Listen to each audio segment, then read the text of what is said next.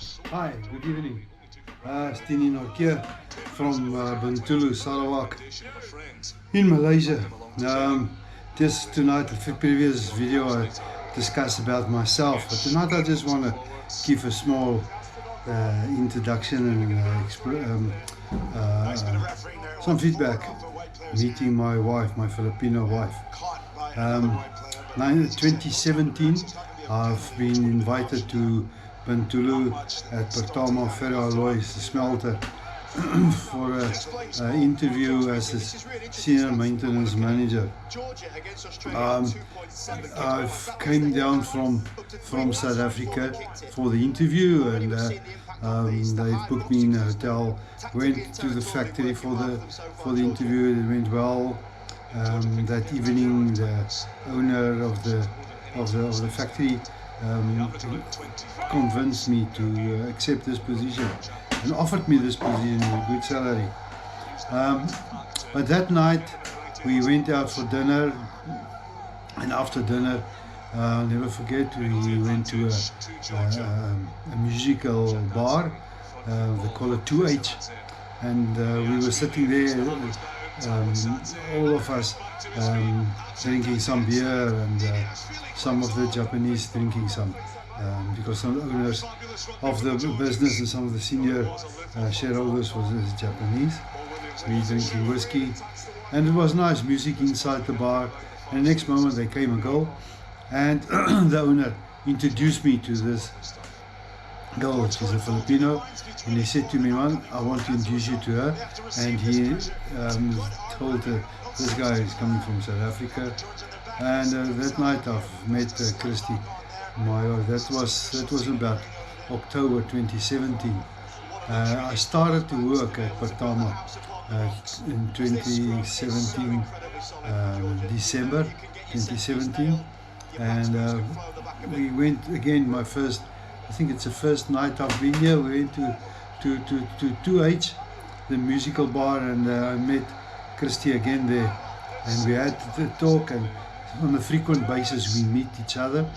In the beginning she was a little bit of a stick-up and doesn't really want to do anything with me, but slowly she's changed, and we went out, and I think it was about January 2018. She moved in with me. I stayed in a condo. The condo's name was Seaview. She moved with me into the condo, and since then she lived with me, and we stayed together. We went out frequently on weekends, Saturdays, Sundays.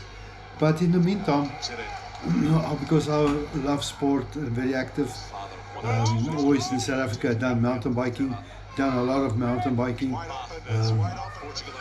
I love mountain biking, some trail running, but I didn't bring my mountain bike with from Malaysia. At that time there wasn't much mountain bikes in Bintulu, so we started running, and I introduced running to Christy. She started to run with me. We done 3 kilos and started to do 5 kilometers run, and I could see she's got talent. She's a very good runner. She just enjoyed the running. So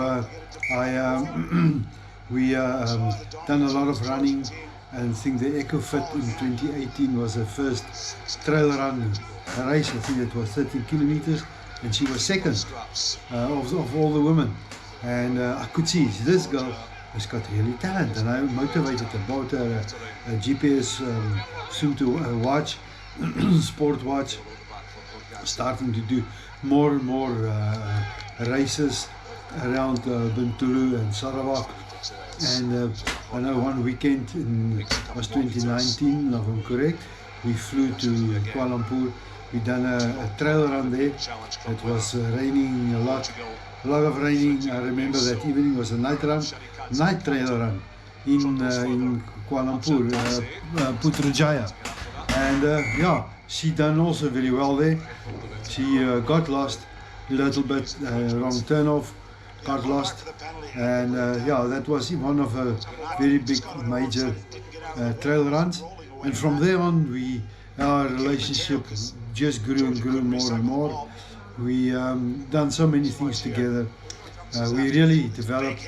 It was very difficult to understand the Filipino.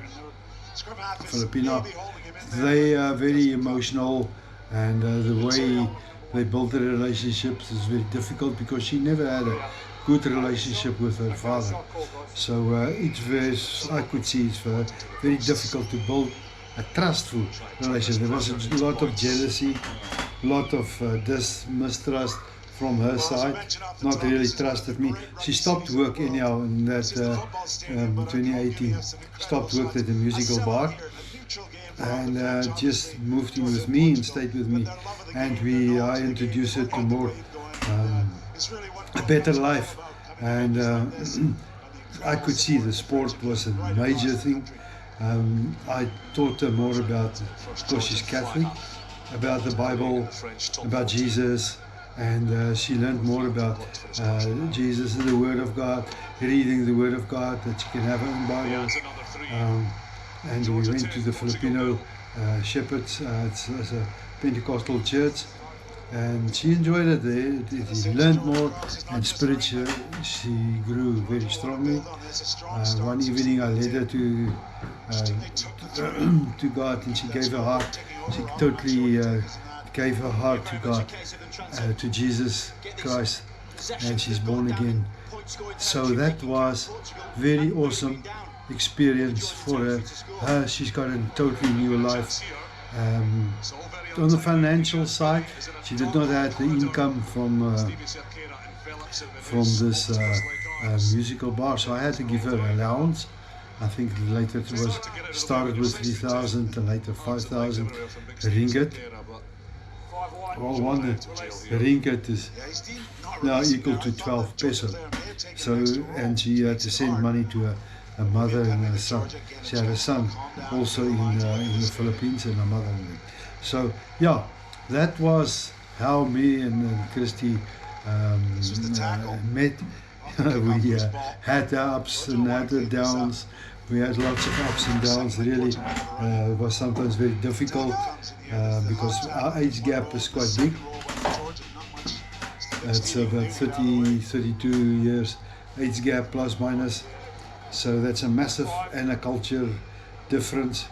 But staying in Malaysia, there's no discrimination or anything. Oh, you're so much older than your girl or your future wife. It's always been, there's no discrimination. It does not matter. It's your decision, your choice what you do.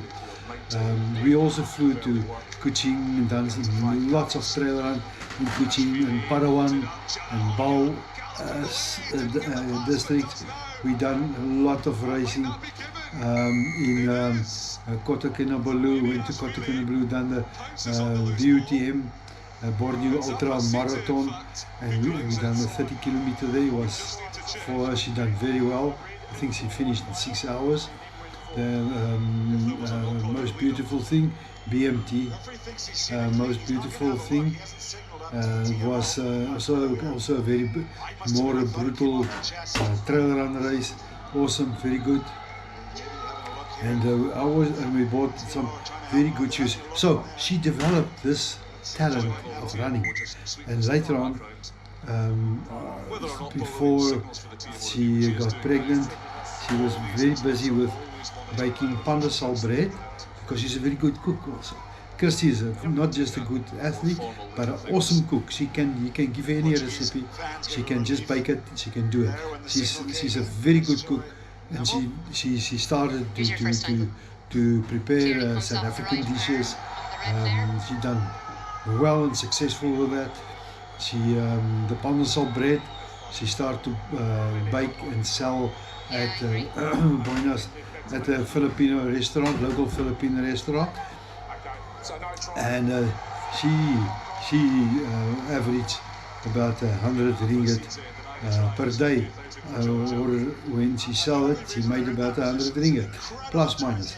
So that was not too bad money if you take it over a month. It's about 2,000 plus ringgit in a month that she make.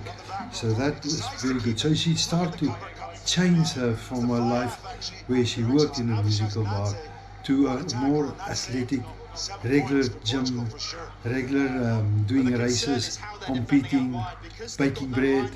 She became a wonderful house partner for me that time. And then one night she told me she thinks she's pregnant. And I said to her, no, I don't think so. He says, well, my age, how can you get pregnant? I mean, that didn't make sense. And we went for tests, she's pregnant. So it was awesome. Our daughter was born in 2020, 9 December, on the same day as my father's birthday. And she was born in Columbia, Asia, Bintulu private hospital, very good hospital. She's born there, and was my first child, and this is my first blood child, my own child. And I have a son. He's adopted. We adopted him when he's 9 months old, and I was later on a single parent for him. Hello, say hello, hello to people. Oh, say hello to all the people. Hello, say hi. Alicia here talking to me. And so, yeah, she's my own daughter, Elisha Zoe Angong Norkia. She's got a Philippine passport and a South African passport. So, a South African birth certificate and a Philippine birth certificate. So this is how our life, how we met, how the life, my life and Christy's life changed. And after the birth of Elisha, we decided we've got to get